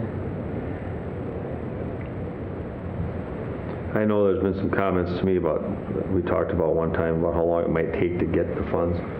Since the program may vary, but generally 3 to 4 months. Does it really take that long, do you think, Bob? Because we've asked providers to work with RCAF, to consult with them to make sure that they have that they have a viable business plan in place and understand kind of some of the tax implications if it's a in-home provider, going through that step, as well as working through if the city has an EDA, it oftentimes goes through there and then through the city council, and so just those scheduling elements add some time to the process. Okay. Yeah. So each township, city could put on their own little requirements on it too, couldn't they? I mean, they can... Right, we did allow as a part of this program that the cities could sort of define how they want to utilize those funds, any additional parameters that they wish to put in place. We've seen that from some of the cities. I've encouraged that they try and publish those conditions up front so people don't look at this document and say, this is what I'm eligible for, but then get to a city and are told something a little different. So that is, again, some of the feedback we've received. Good, yeah. All right, anybody? All those in favor signify by saying aye. Aye. Those opposed, motion carries. Mr. Chair and Commissioners, item number 10 in your packet then is the financial status report for September 30th. This is 3/4 of the way through our fiscal year then.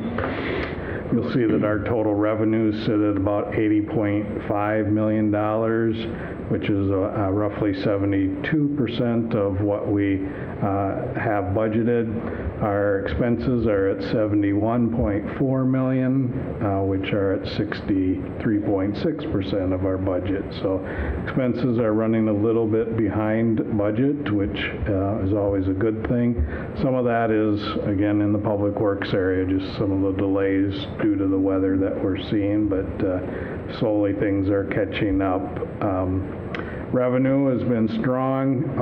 Again, I want to keep reminding the board that some of the reason it's so strong at this point in the year is that turnback funding from the state on County Road 1 that did come in a big chunk very recently. So all in all, we're sitting in good shape at this point in the year. The enterprise fund, again, is the Ponderosa landfill. You'll see that revenues are almost $2.2 million and expenses at $1.3. So we're sitting in good shape with the Ponderosa this year as well. Second page are the cash and investment balances. Again, those numbers are up a little bit with some of the bonding funds and those turnback funds that have been received and will slowly be expended over the coming months and year. Again, I'd be happy to answer any specific questions that the board might have on either of those pages. Just on the debt service, that just comes periodically, isn't it, Bob? You know, under the expenditures, it says 19%. I mean... Right. The way our bonds are structured, especially for the Justice Center, it's about this time of year that those payments go out. Yeah. So even though it's an annual budget, it's sort of a one-time expense. Next month might look different. Right.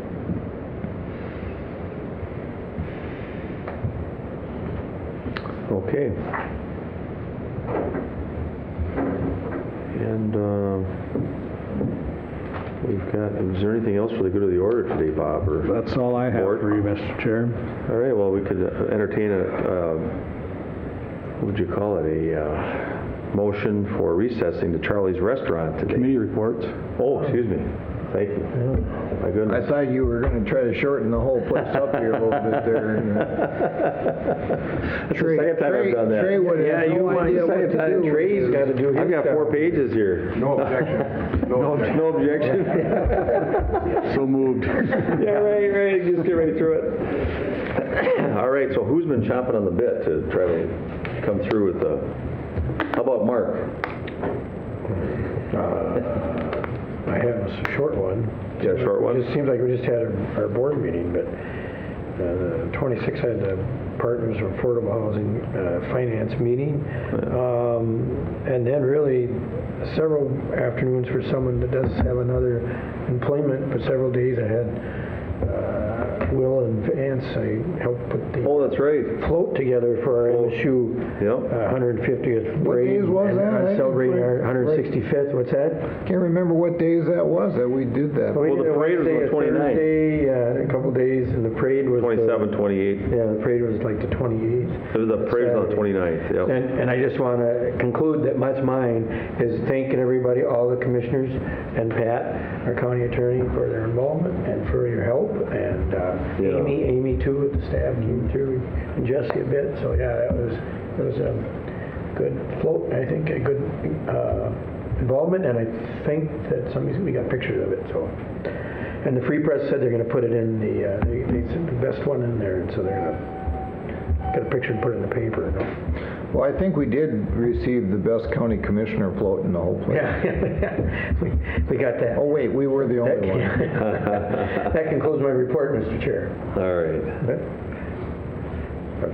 Yeah.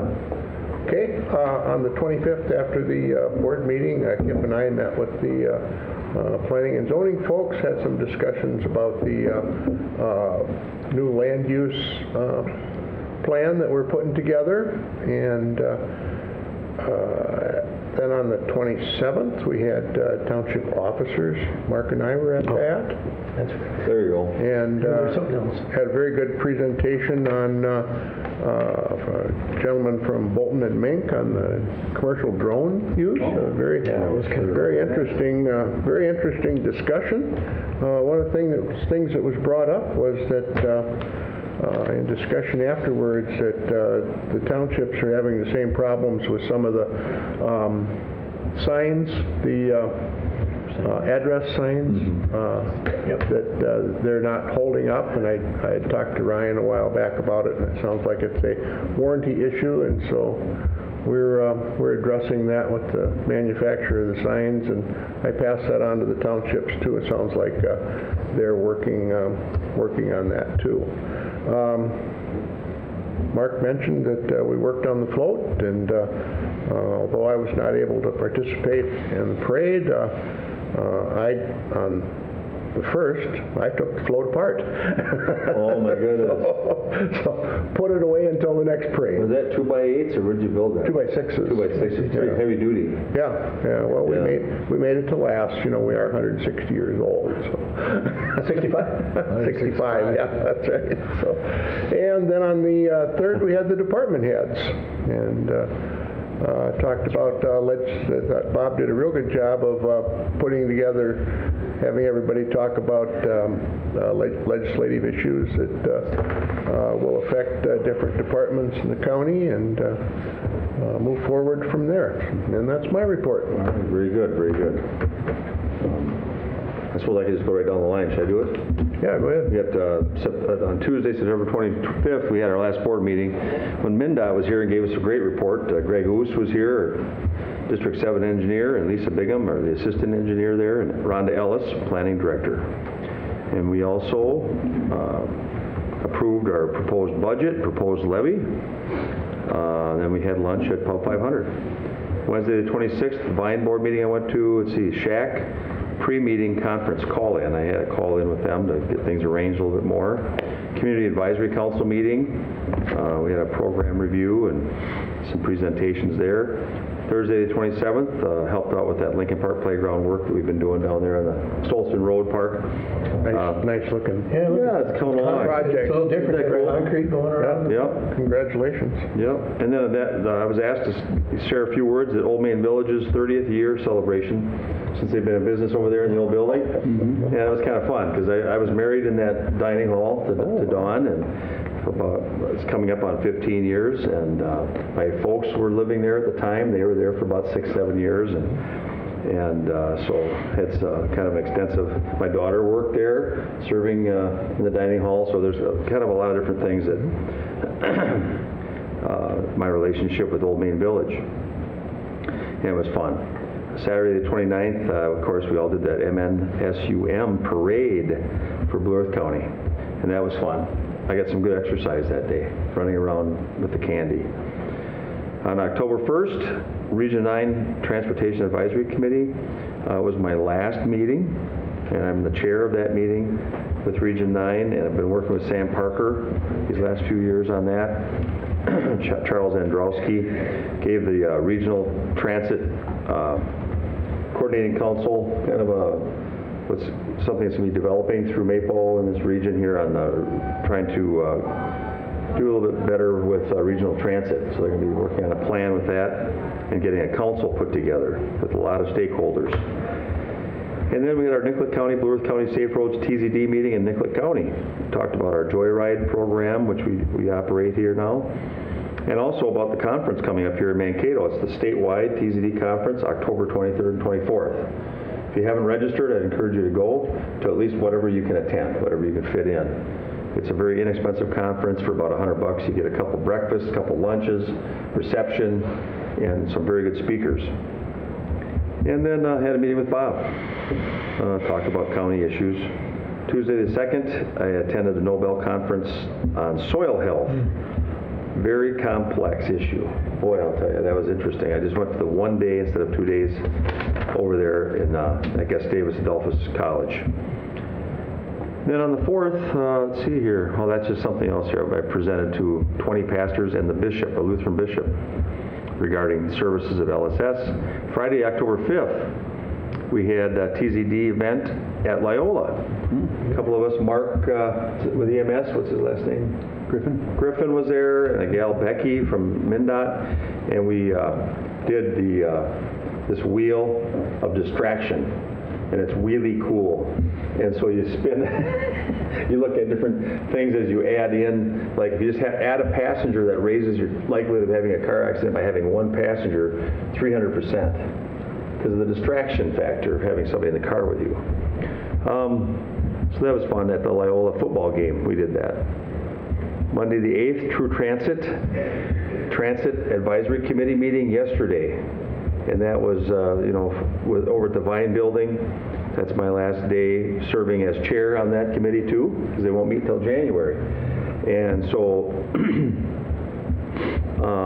Lynette Ayers from the county, Human Services, she will be the new chair, but we don't have a vice chair, and we don't have county representation starting in January, so you guys will have to arm wrestle for who wants to be on the True Transit. I think they've got you down as an alternate right now, just in case. Yep. And then a meeting with Bob yesterday, and Phil and Vance, and we talked about some of these child maltreatment issues and some of the data that had come out in the paper. So we just wanted to get our heads wrapped around that a little bit and just kind of see where we were at with all those things. And that concludes my report. So, yep. All right. After our last board meeting, as Will mentioned, we met with some staff and Bob to talk about the land use plan and how it's going to fit with some of the things that we have going on. So just kind of keeping everybody on the same page. And then later that day, I met with Ryan. I talked a little bit about the Public Works building already, that we decided to move forward with that, and you guys appointed me to that committee, so I appreciate that. So very early in the stages, but they just had one meeting with the engineers and came in and just starting to put the plan together. We had our annual EMS meeting, and we got everything going pretty well there. We're just finishing up our strategic planning process. Took almost a year. We started this last year, and just trying to wrap up what EMS does need to do and what they should be doing and what we shouldn't be doing. So there's a pretty tough list there, because EMS has kind of reached out and do a lot of different things. They've taken over some projects that nobody else wants.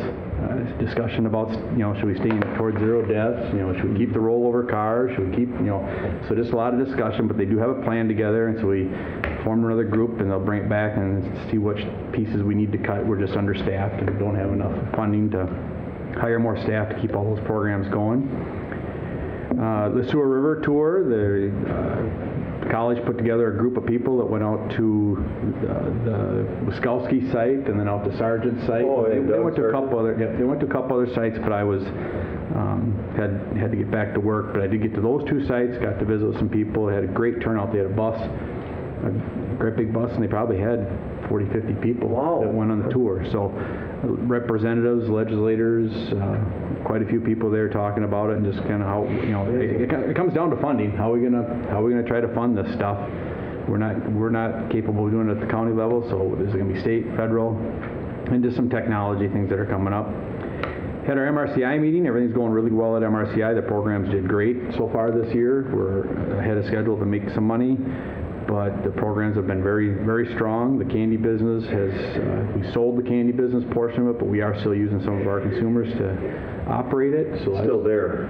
It's still out at the Kasota site, and they're doing well. They're making the payments, so everything's going good there. Planning and zoning, we had a couple items on the agenda. You, as commissioners, might hear some of these on the one concern about a plat that we have coming up in 2 weeks for a final, or for the preliminary plat. There's some concerns about where it is and what it is, and it's relatively complicated, but if someone reaches out to you and wants to visit me about it, I'd be certainly happy to help you walk through it, and we'll deal with it at the next meeting. But other than that, that meeting went well. Had a state emergency communication board conference call in. Just got an update on what's going on with the state ECB, and got some new people there. Jackie Mines has left. They got a new person, Dana something, I can't remember her last name, but she's kind of picking up where Jackie left off. And last night, or no, then after that, I was out to the County Ditch 35. That's that project that I briefed you on last time. We've had several public hearings out there, public information comments, and we finally had to take some action and make a repair on one part of the ditch where it's washing in the township road. And we made the repair. They were all aware we were making the repair, but it is complicated and it wasn't probably understood. But it's a pipe that's put in smaller by design, and it's designed to overflow the top. Well, that didn't go over very well with the landowners. They seen the smaller pipe. They were very frustrated. The pole split up, and so I called a meeting, and we met on site, so we'd be looking at the project and how it's supposed to work. Chuck Brandel was there from ISG. He did a great job with our county ditch managers, just kind of telling them how it's going to work. And of course, we didn't have everybody's confidence, but we alleviated some people that had some concerns, and we'll just have to see how it holds up. But it's kind of a test pilot. They are doing some of these projects down in Faribault County, and they are holding. So should be a good project. And then last night I was at the Policy Council Head Start meeting with all the parents. And this morning I met with Bob and Ryan and talked a little bit about the St. Clair Highway Shop. Oh, yeah. Brings me today, Mr. Chair. Thank you very much. Commissioner Stuenberg. Last, and not sure about being least or not, but after our board meeting on the 25th, Commissioner People and myself attended the REDA annual meeting in St. Peter. And then on the 26th, Commissioner People and I met down at Commissioner Purvis's farm and painted our amazing float white. I really appreciate the support that Will got in getting the boards and getting the paint, and I mean it was we provided some of the labor in painting it, but Will provided the location and stuff, and we couldn't have done it without your help, so thank you very much, Will. Thank you. That afternoon I drove up to Grandview Lodge, and I had my opening dinner and presentation from MACAC. We had the speaker was a Joe Russell, who works with the National Law Enforcement and Corrections Technology Center. The next day up there, the conference continued, and Mr. Russell spoke both in the general session in the morning and the afternoon. In the morning, it was envisioning an alternative future for community corrections. And then in the afternoon, it was considering leveraging technology to enhance community supervision. The guy is a wealth of information, unbelievable. I don't know if I had enough time to soak everything in there. In the next, and that afternoon, there was a concurrent session on self-care for correctional staff, which is really important because, as we all know, that sometimes that's just not a job that you go to and have a lot of bubbly people to. So you have to take care of our correctional staff. We have to take care of those people. Later on, we had a general session on the rural primary care clinic's successful response to the opioid And there was a talk on MAT, which is a medication-assisted treatment. Interesting to look at. I appreciate our county attorney's talks that opioid isn't our main issue here in Blue Earth County, but we always have to take a look at it and see what happens. Later on, we had a county commissioner roundtable. We had about a dozen county commissioners from across the state, and we really just opened it up as to what issues were, and we had an amazing discussion. On Friday, the general session was on dosage probation, and it was a good talk, and later on I left and came home that Friday. On September 29th, we had our homecoming parade. Enjoyable to see everybody, enjoyable to see the kids. It went very well.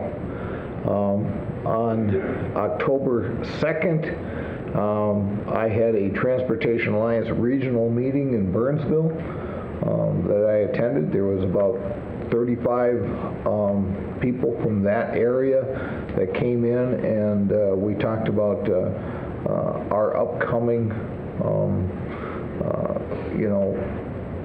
issues for the state of Minnesota and what the Transportation Alliance is going to push. The next day I had another regional meeting in St. Cloud that I went to. Again, the same thing. These meetings, just like the meeting Mark and I had here in Mankato, are well attended, and they're really attended by all the legislators and senators. In fact, Congressman Emmer was up in St. Cloud, and I had a nice talk with him on how things were going. When I left St. Cloud, I came down and I had a talk with the Region 9 in reference to the Transportation Alliance right over in North Mankato. So I got my time with Transportation Alliance this last week. On October 8th, I had a commissioner candidate forum at Bethany Lutheran College. Went very well. Myself and Colleen Landkamer and Katie Boone were there, and it was a nice forum. It was put on by Greater Mankato Growth, and I thank them for putting that on, and Bethany College also for providing everything. I had a Transportation Alliance board call in then yesterday afternoon, and after that was through, I met with Bob and Phil and Ann Bancroft and yourself, Commissioner Campbell, and on child protection issues. That was basically my 2 weeks, but I want to say on our calendar, what's not placed on the calendar is this afternoon and the rest of the week, myself and Commissioner People will be going on the intercity leadership visit to Arkansas. Fayetteville, Arkansas. So I noticed that wasn't put on the calendar, and I just thought we better make sure that that's noted. That the two of us will be going there. That's the end of my report. Thank you very much. Well, safe journeys for you guys, you know. I will be leaving today too for up to Craigens for 3 nights and 3.5 days for Minnesota Department of Health. I have the shack meeting tomorrow in the morning, late morning, and then we have conference events all through Friday noon. So I'll be up there. Won't be around here. So anyway, anything else here? I would move to recess. All right, we got a motion for recess. Second. We got a second to recess to, I believe it's Charlie's, isn't it? Yep. To lunch. You picked it, right? All right.